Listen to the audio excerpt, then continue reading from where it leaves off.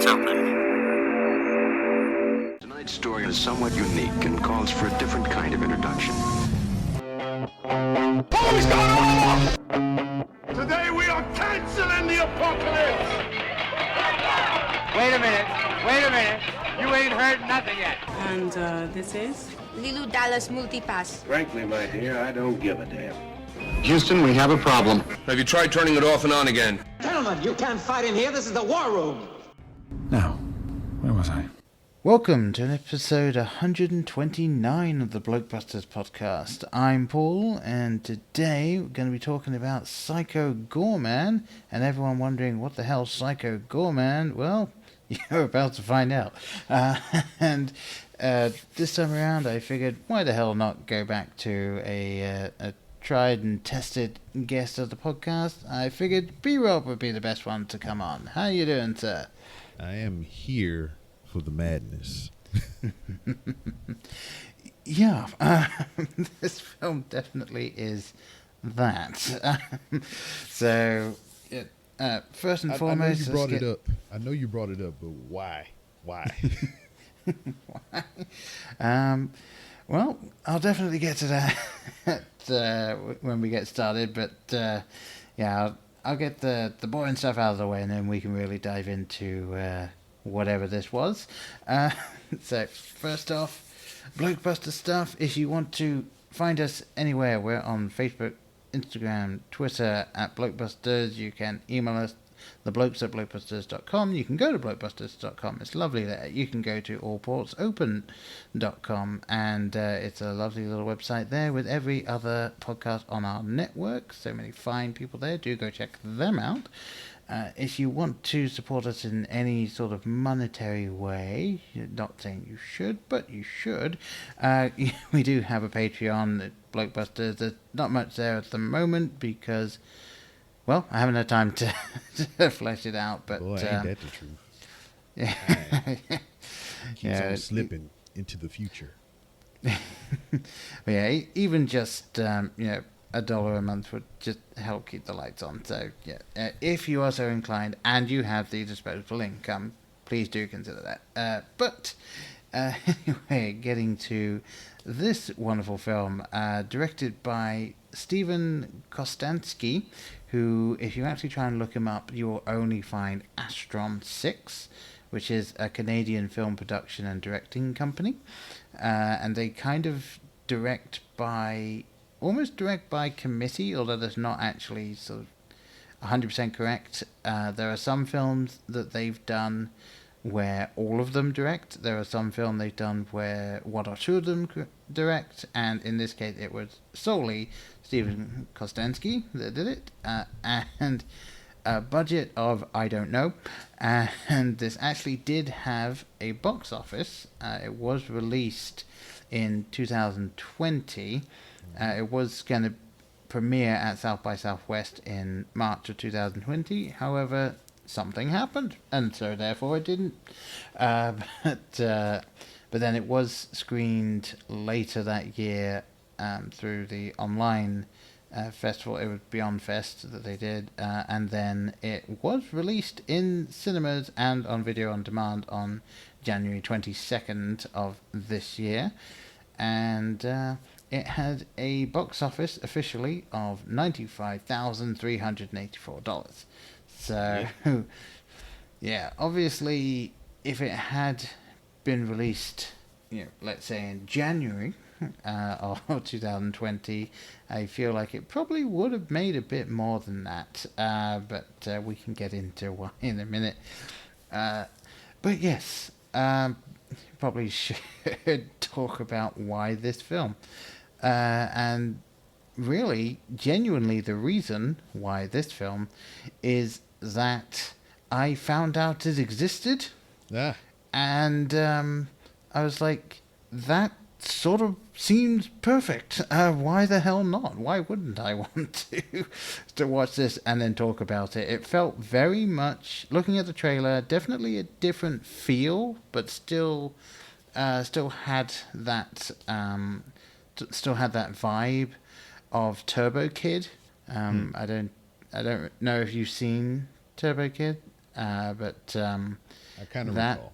Yeah, that film was really cool. Definitely sort of, that one was a love letter to the sort of retro style, but also like really its own thing. Whereas this felt, just from the trailer anyway, this felt like it was almost a parody and love letter and just balls to the wall of the 80s almost C-movie horror films. And I was like, yeah, I'm gonna have to talk about this one. So what was your introduction to Psycho Goreman? I seen a trailer at random, and I was like, my kids act stupid like this. So this is something my kids might want to watch, because it seemed like very memeish to me. Like, you can meme a lot of things from this film. You know, that's just based on the trailer. Then it kind of gave me like, you know, Power Ranger vibes and stuff. Yes. You know, the costumes and everything. The only thing I didn't see was make my monster grow. You know? And I was just like, fuck it, I'll take a chance and sit down and watch it with the cheering. And they were laughing their heads off while I was sitting there like, how does this even exist? Yeah, it really does straddle that line of like, it just the right amount of campy, like you just sort of go with it-ness. Yeah, that little girl got on my nerves. Oh yeah, I mean, one of the first things that I sort of noticed, but it took me, I think, the longest to click in my head, is that the girl in this, and I couldn't get an age. I don't think they officially said how old she was, but I would wager she couldn't have been more than like 12 at the very most. Like, it's probably more like 10. But she felt like Cartman in this. Like, just the level of pure insanity and just like disregard for anyone else. In this thing, it was like, yeah, this kid is just Cartman. So, and she almost does it better than Cartman does, at least in this bit. It was just something about her delivery that was just kind of like, I want to reach through the screen and put my hands around her neck. But I think that was the intent, so I mean, they did their job. Oh, absolutely, yeah.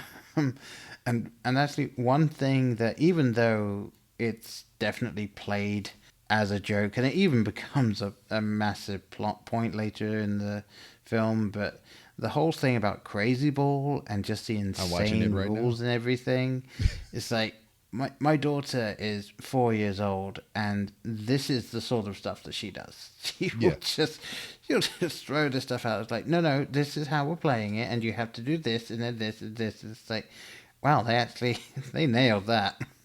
Yeah. I, too, as a child, had tangled in the occult magic and did all kinds of manner of debauchery to entertain myself. Yeah,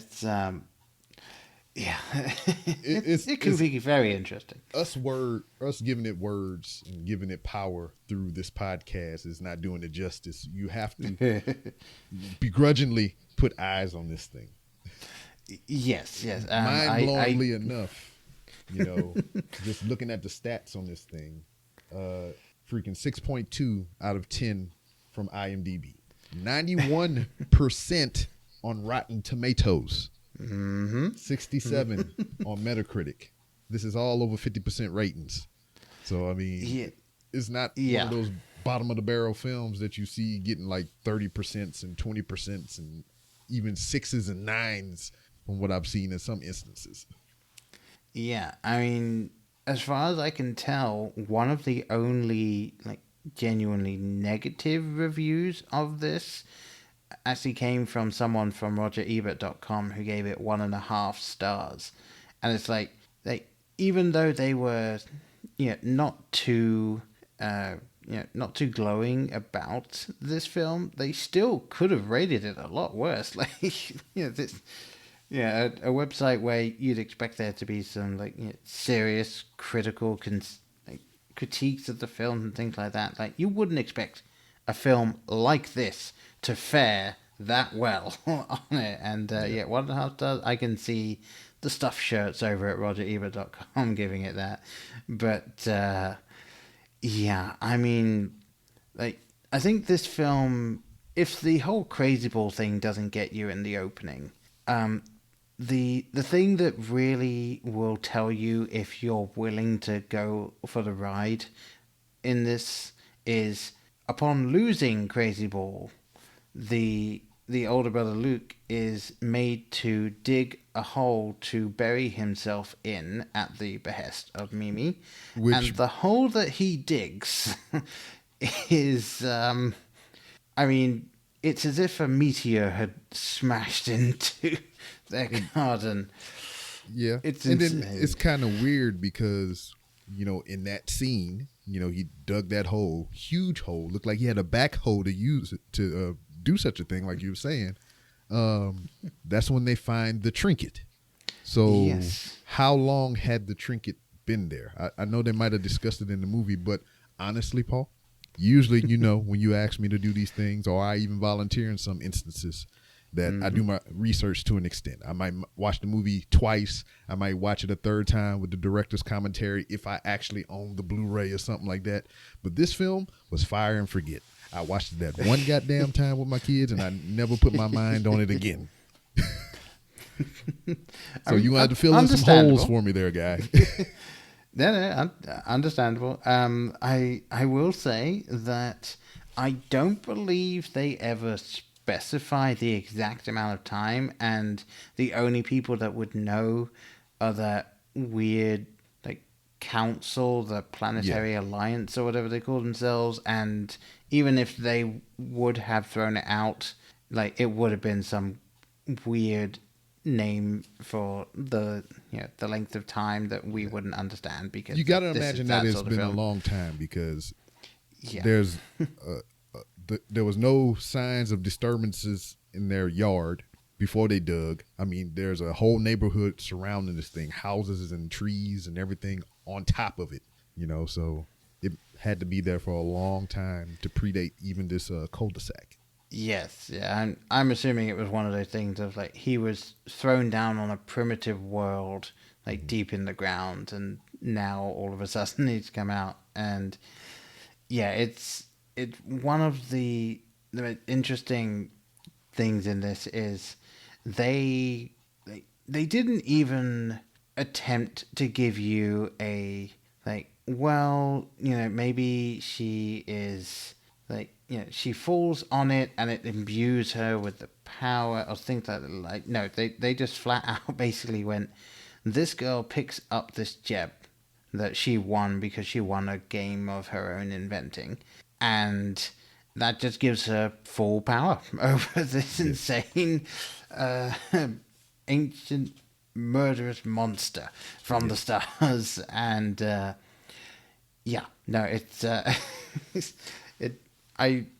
I honestly am having a little bit of trouble trying to explain the humor in this, because it's almost as if it's sort of Monty Python-esque in a way. It's very as if. It's there is some sort of Monty Python-esque elements to it, in as far as the crux of it seems to land on the fact that nobody is taking it seriously. So even after the dig scene and everything, he crawls up out of the ground and search for the jewel and whatnot, and I have it actively playing in the background right now. So I'm at the scene to where he is revealing himself to the homeless people in the warehouse, and they do not seem disturbed at all. It's just they're a little shaky, but they're not scared until that first guy gets bitch slapped across the daggone place. Yeah, and he gets it easy, actually. Yes, that's the easiest thing that happens there anyway.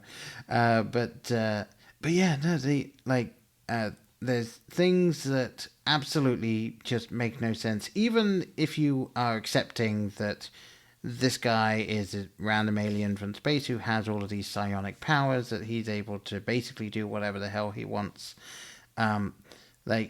Okay, that's kind of fine, but the things like the two siblings have a conversation by knocking on the walls, and there is literally no rhyme, reason, connection whatsoever with the number of times they knock, like how they knock or anything like that. Like, they're able to have several back and forth, different length sentences in pretty much the same number of knocks each time. So I don't even think that was Morse code at all. No, it absolutely was not. There are several. I think there are a couple of times where it happened where there's like 3 knocks, but there's like 7 words said, and it's just like okay, we understand this is a stupid bit, but we're just using it to forward the plot. And some of the things in this is like, okay, clearly this is just in this just because. Like, probably the biggest thing for me is the fact that the alien is from the planet Gygax, and you will absolutely never be able to convince me otherwise that that was not a nod to Gary Gygax, the creator of D&D, because this film very much feels like a dramatized session of Dungeons and Dragons or other similar tabletop role-playing game, because some of the things that happen in this is like that could only happen because somebody rolled a natural 20 or somebody failed utterly on a roll or something. So right now the dad was attempting to fill in the hole and he got a splinter in his hand. His hand is now useless. That was actually really interesting. Like, I thought that, given the nature of the film so far and everything, that the dad actually was one of the most interesting characters to me, because he was half an audience surrogate, because he actually kind of had one of the most natural reactions to anything in the entire film, which was, and I don't know if you will recall at this point, but there's a point where Psycho Goreman throws a flaming skull at the brother. It goes through the wall and then bounces off the wall behind the dad and smashes into the TV, and he's just like curls into a ball, just like, what the fuck, man? And then it's like, he actually sold the things that were going on around him, as to where everybody, even when their little buddy, their friend or whatever, get turned into like this pile of goo monsters blob thing, nobody bats an eye, not even the fucking parents. It's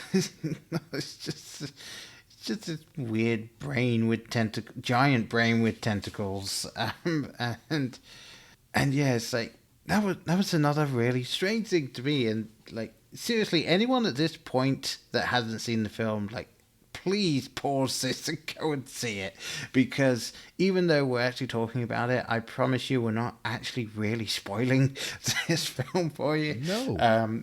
It is complete and utter madness what we're saying. We're just like, he took a toke of his favorite recreational drug, so did I. We chased it with vodka or whatever strong spirits that you want to use, and then we just like workshopping this madness right now. That really does kind of feel like you're in a writer's room with about 10 people and they're all coming up with different things. Like, no, this is all in the same film. All this stuff just decides to happen, I guess. I don't know.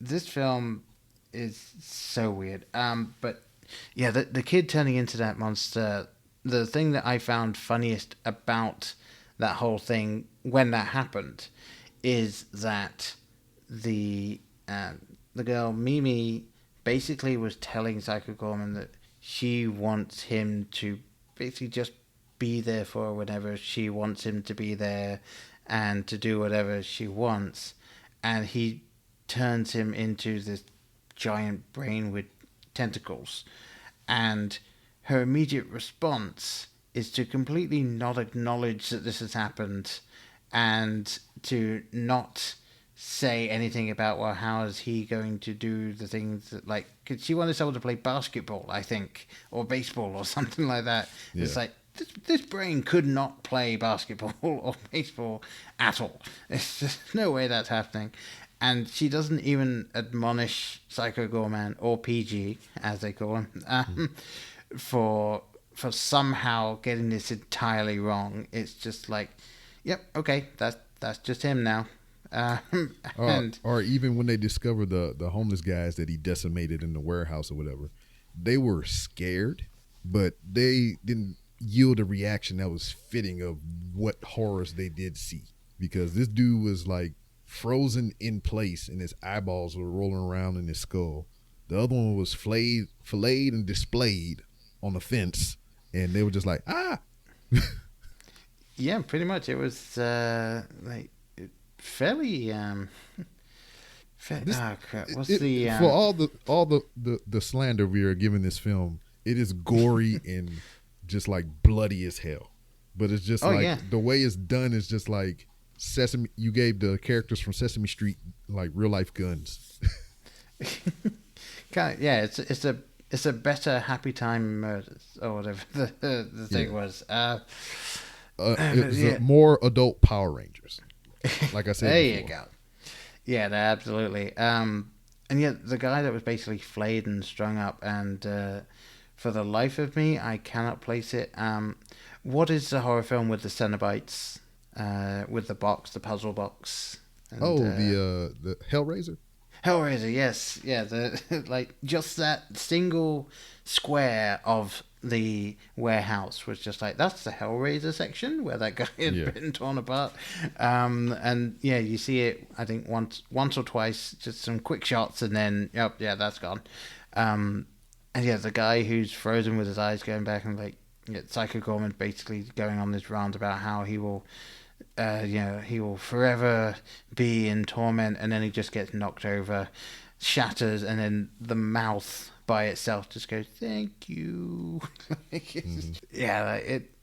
I genuinely think the people that were making this film had about a 3-sentence idea for something which is just, Psycho Goreman, terror from skies, controlled by psychopathic 9-year-old, and there you go. That's pretty much all they had, all they needed, and they just went for it. I mean, like, there's for no reason, genuinely no reason whatsoever, they throw in a kind of too good to be in this film, or at least too good for the film. It could have been a lot worse. Music video. Yeah. / song, and it's catchy. It's actually a catchy song, and they don't do too bad of performing it. And it even just kind of comes back at the end, which I do have to say, I did love at the end of this film. There's a point where Luke, the brother, is asking Mimi for an apology. Like, that's literally all he wants, and he'll probably do whatever she says. And her response to that is to sing this song again. And if you listen to the song, it's basically her saying that, screw you, I want to do whatever I want. You can't tell me what to do. Mm-hmm. and that's pretty much the basis of this whole freaking movie. That this controlling little girl made this stupid, obnoxious game so she can always be right and win the psycho ball or whatever the hell, crazy ball. And she just ultimately gets her way this whole time and gets people to do whatever the hell she wants. The dad does what she wants. The mom gives her some lip back, but she still gets what she wants. And now she got control over this big, wet, moist monster man. Yep. It does whatever she wants because she got the stone and everything. And you think it would boil down to like, oh, she learned the error of her ways, and she can't be controlling over everybody, and she got to learn that she can't control everything. But that's not what the fuck she learned. And there was so one much. point in this. There's so much. But like, what I really want to know is, because I want to see if we on the same wavelength here. What is your favorite line or favorite part of this movie? That's all I want to know. That's a good one.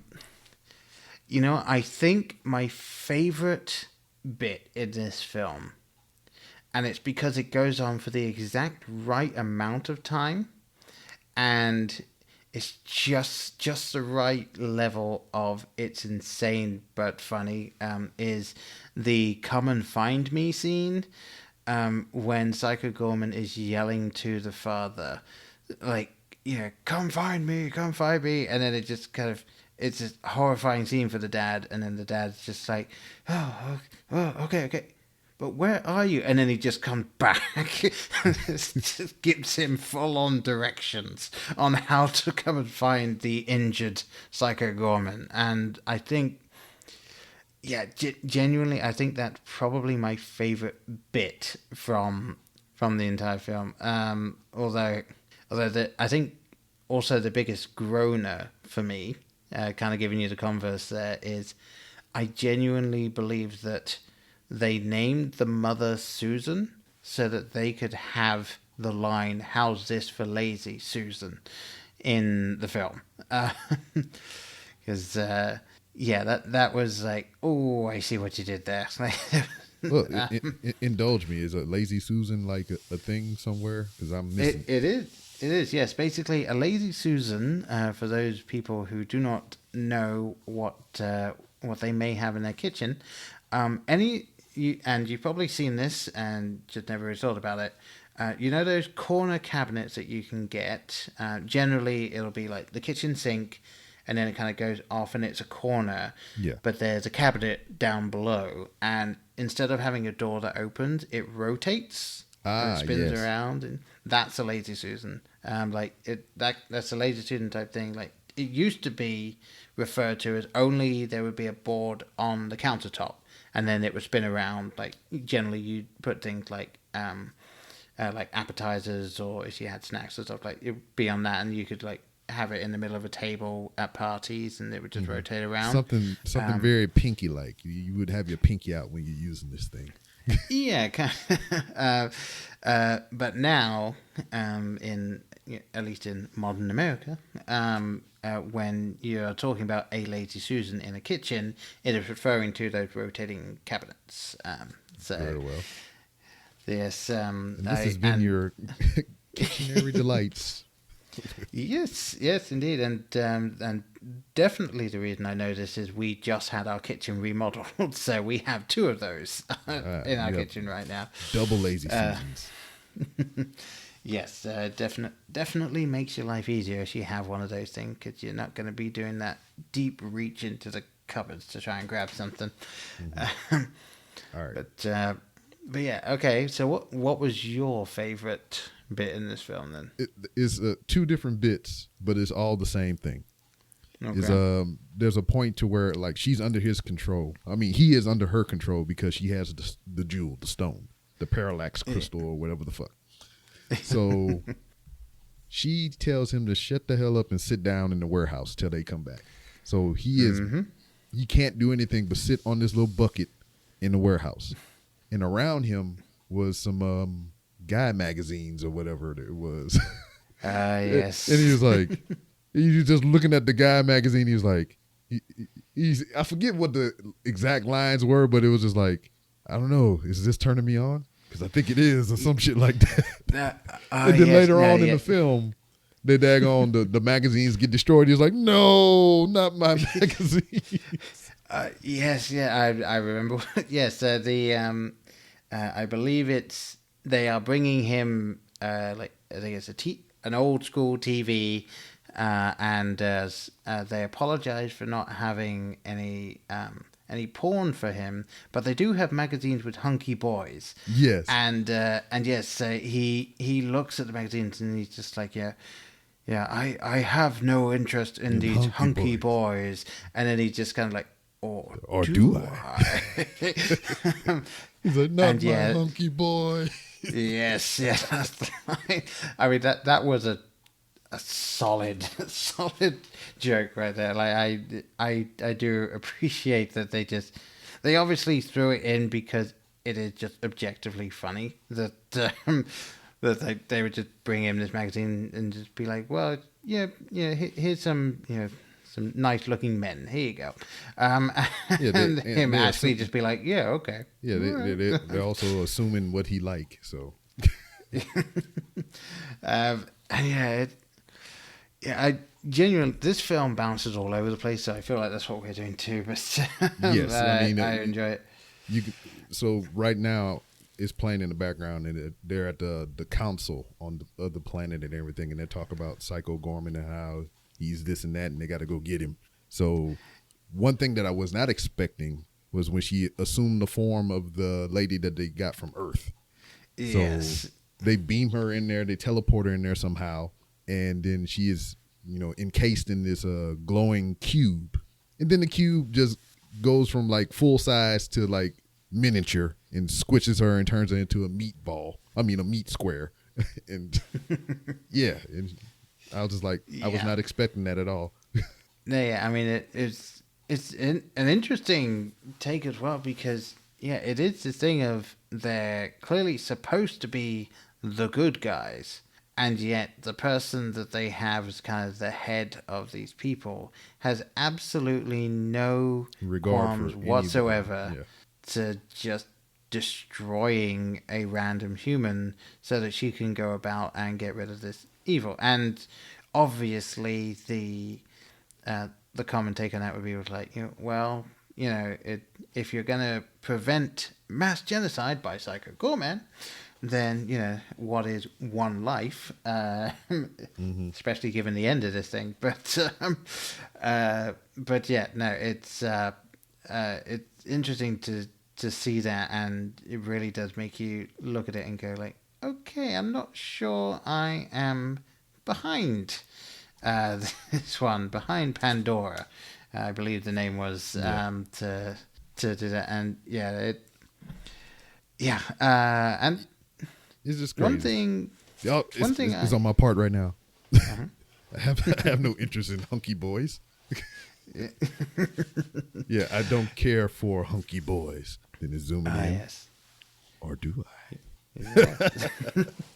It's just hilarious. Yeah, and so well, like the pacing and the shots in that are perfect. Like absolutely done well.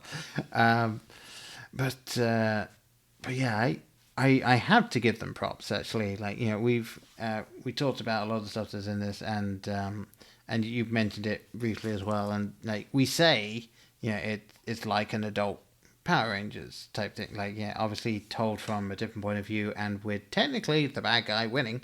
Yes. But still, it's kind of like that, and the costumes, the design, like everything that goes into this. Especially given that it wasn't made on a typical studio budget. Mm-hmm.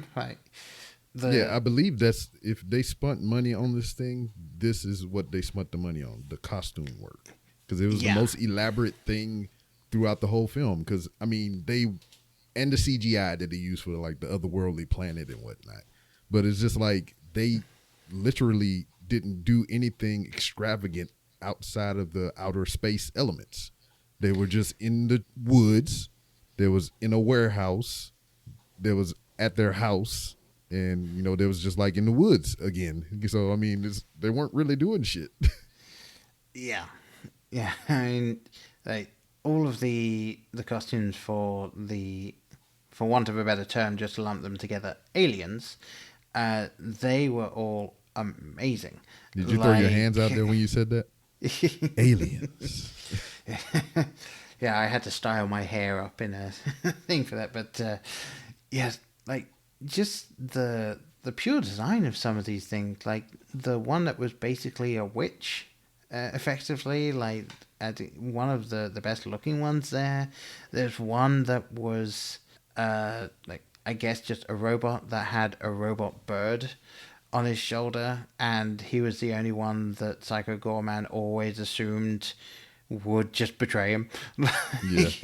Then you had the brain in the glass jar and shit. And yeah, and I couldn't figure out You had one that looked like the Grinch if you pulled all his green fur off.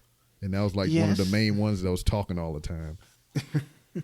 You did indeed, yes. A guy like the guy that had the crown very much looked like a typical lich again from Dungeons and Dragons. So I think that's where a lot of the inspiration probably started.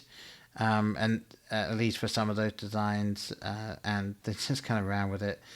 But yeah, like the actual, like, if we're going beat for beat, the general plot, if you know anything about how these films work, like, you sort of knew some of the beats that were coming. So, for instance, the fact that he says at one point, I don't understand how they, I mean, I'm paraphrasing, but he said, yeah, I don't know how they were able to overpower me, like how they were able to overcome me. And you find out that his entire force of generals basically were like, yeah, we'll sell him out so that we can control a single moon of this planet that we were on. And as a collective unit. But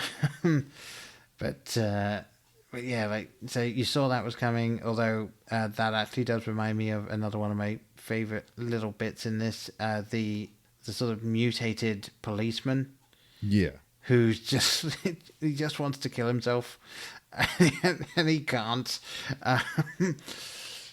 Like that, I love that. Like the whole thing of him just being, look, what, he's just a mindless drone now, and it's like, no, like, he's clearly still in there, and he doesn't want to live anymore, but he can't kill himself.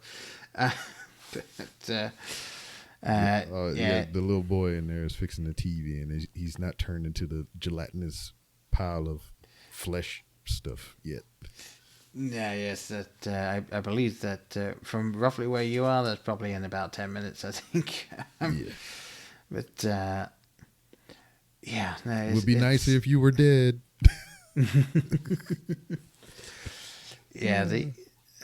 So I mean, some of the dialogue in this, like, it's just so brilliantly done, and it really is just the juxtaposition of some of the things in it. So in the scene, actually, when Alistair, I believe is the name of the kid that gets transformed, when he gets transformed, and then the parents come out and they meet Psycho Goreman, and Mimi is just saying, like, yeah, he's fine, I can control him, like, he's not going to hurt you, and he says, it's like, I will kill you.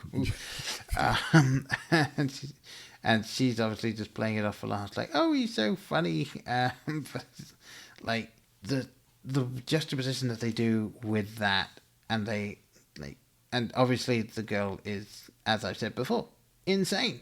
Yeah, because when they went back to visit him in the warehouse for the first time, when they brought the TV and stuff, he was like, he jumped at her and he was about to get her, and she was like, huh? Okay, all right, we good. Yeah. She was like scared for a second, but once she realized that she was in control and had power over him, she's like, da, da, da, da, da, da, da. Yeah, and it is something like, I don't know, like, the guy that portrayed Psycho Goreman, like, in terms of the body, was Matthew Nienaber, and the voice is a guy called Stephen Vlahos. I'm assuming I'm saying that right. It's Vlahos. But, like, the journey that he goes on from just, like, wanting to kill everyone and just being forced to listen to this girl to genuinely caring. Yeah. So, like, it's actually really well done, and it's definitely one of the things that surprised me most about this is that, like, they actually make you believe that this guy sort of came to understand that, like, what love was by the end, and like, is when he spoilers for anyone to say, when he gets his powers back at the end, he actually agrees to let them live and to, like, not harm them because he has grown to really like them. And actually, I thought that was a fun end to the film, and like I think at this point we definitely should talk about the end, because like he spends most of the film talking about how when he gets his powers back, when he's able to leave, he is going to go back to conquering the galaxy, and like that's it. Like he's gonna destroy the council that we've seen. He's gonna go and pillage the galaxy. And at the end, he's like, I will let you live. I will go now. And then I was expecting him to go back and destroy the council and all that. Nope, he just goes to what appears to be the next town over. Yep. He just starts wreaking havoc on Earth, and yeah, like you get to see like the TV reports of this giant naked purple man going around destroying buildings and killing everyone, and again everyone that's watching this just seems to be like, oh well, yeah, that's the news. It's just another day in the hood. Yeah. And yeah, the scene over the credits when you just saw Alistair like coming to the dinner table as the brain, and they're just all eating and no one's saying anything, and it's like oh okay, yep. Like even Alistair's parents either, and it's the genuine question, which is worse? They either have just gone, yeah, okay, that's him now, or they haven't noticed. Yeah. You can't really tell which is which. No, absolutely. They are just. It's one of those things where it's like the stereotypical. Oh, the parents are just so indifferent. They're probably all wrapped up in their own lives. They don't know. But given what this film is, they also could have just been like, oh, yeah, you didn't bring your shoes home. Like, yeah, as he crawls back as a brain, it's like, we pay good money for those. Oh well, like. Yeah, I have no clue. But yeah, I guess genuinely, I didn't think this review would be as long as this. No, not my Hunky Boys. I'm seeing the scene now. Yeah, I mean, like this film, I kind of don't want to spend too much more time talking about it, just because I want as many people to see this as possible. Just because, because we won't do it any justice if we went through it minute by minute and described everything that we saw. Yeah, no, and I promise you, everything that we've talked about, even though you know about it, like it'll still shock and surprise you, just the visual of it, because this is audio. Yeah. I mean, like. The visuals of this film absolutely make it. I mean, there's so much in this where it's like they have an incredibly schlocky dialogue throughout.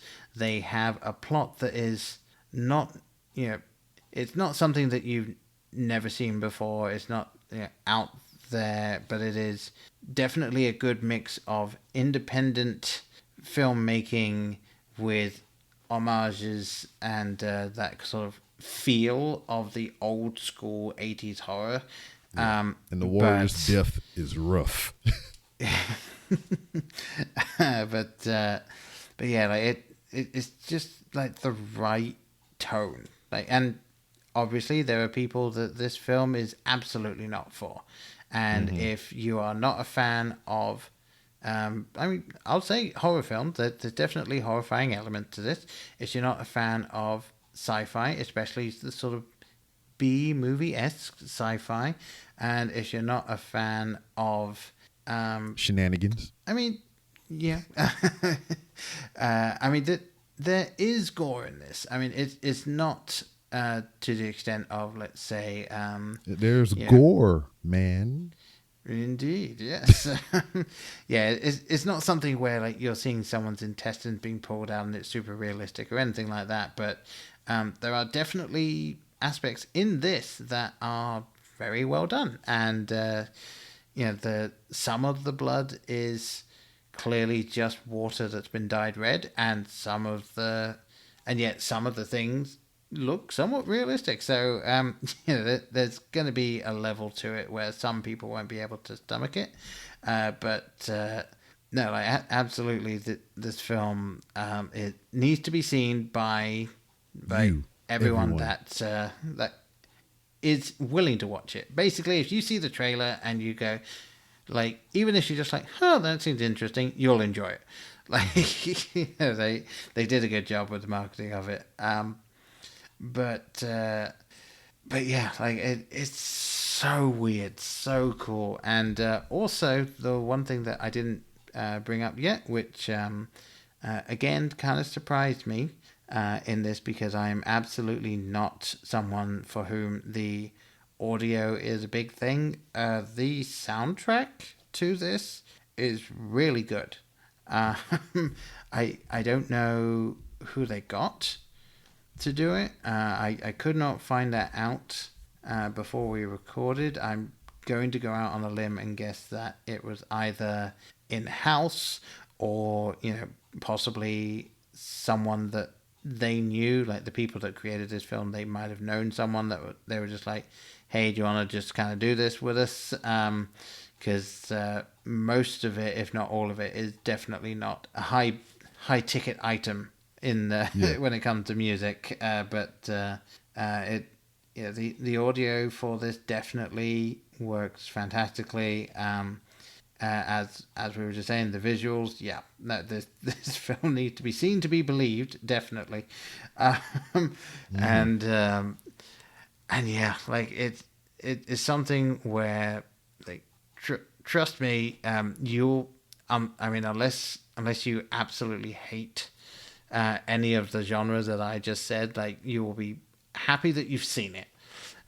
Whether or not you're going to watch it again is the question, but you will be happy that you've seen this film. I think you hit all the wickets, my man. Yeah, I was going to ask if you had anything else you wanted to bring up, but it is Psycho and it is Goreman. Mm-hmm, absolutely. And as one character says, it's a good name. Mm-hmm. And yeah, go watch it to find out who said that. But yeah, I mean, I think we should just leave it there yes. because otherwise we'll just be going even more around in circles. Yes, it's no Scott Pilgrim or the Losers, but it'll do. Oh no, yes, it's not going into my top 10 films of all time. But this is definitely one of those films that I absolutely would be willing to sit down and watch this again. Like, yeah, if I have some friends around, and I've tortured myself for an hour and 35 minutes and 58 seconds, so now it's your turn. Yeah, it's like if my daughter is not around and I have some friends around for 2 hours, like, I will throw this on and be like, you guys need to see this. As you slowly back out of the room and lock the door. It's all the exits are barred, and I have the only remote, so there we go. But no, yes, I think that has to be it. Yes. Like I said, we'll just be repeating ourselves if we go any further into it. So yeah, with all of that complete rambling that was in there for all this, like, seriously, my end comment on it is just, please see this film. You really need to.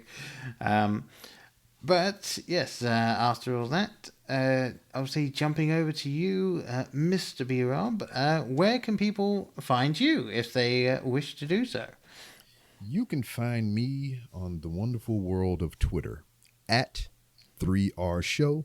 Also, you can see me wander the wizarding halls of Walmart on Instagram at the 3R Show. And if you're interested in anything else I do, like the podcast, The Random Rambles with Rob, you can find all the information pertaining to on randomrob.com.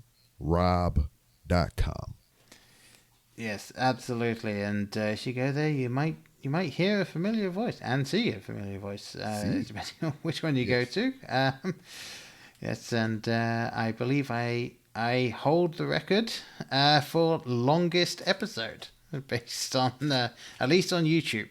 I have not gone through your entire back catalogue of audio episodes, but I can't imagine